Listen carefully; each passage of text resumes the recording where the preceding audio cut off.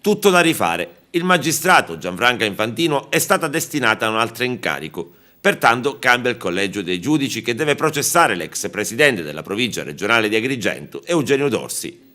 Ieri pomeriggio il presidente della prima sezione penale, Giuseppe Melisenda Giambertoni, ha comunicato alle parti la sostituzione del giudice Infantino con Agata Anna Genna, magistrato appena arrivato al tribunale del capoluogo, che completerà il collegio con Michele Contini. Dorsi, che anche ieri era regolarmente in aula insieme ai suoi avvocati Bruna, Scozzari e Pusante, dovrà attendere ancora parecchio prima della sentenza. I suoi legali nel frattempo non hanno dato il consenso a utilizzare gli atti già acquisiti al fascicolo. La conseguenza è stata l'azzeramento, tutti i testi dovranno tornare in aula. Giambertoni però ha voluto sottolineare che sarà seguita la prassi più celere possibile, al massimo ci vorranno un paio di udienze.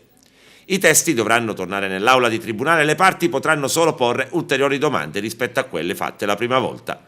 Nel corso dell'udienza di ieri sono stati sentiti due dirigenti scolastici, Margherita Sciortino e Sergio Coniglio.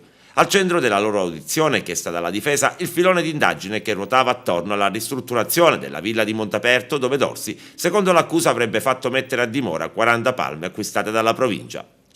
Nel novembre del 2010, ha detto la Sciortino, ex dirigente dell'Istituto Friscia di Sciacca, la provincia consegnò alla scuola quasi 500 palme. Ringraziai Dorsi personalmente perché l'istituto ne aveva davvero bisogno. Stesso copione con Consiglio, dirigente del Re Capriata di Licata. La provincia, ha detto, il 18 ottobre del 2010 ci consegnò 300 piante. Il procuratore aggiunto Ignazio Fonso citerà 16 dei 20 testi dell'accusa già sentiti per l'udienza del 14 aprile.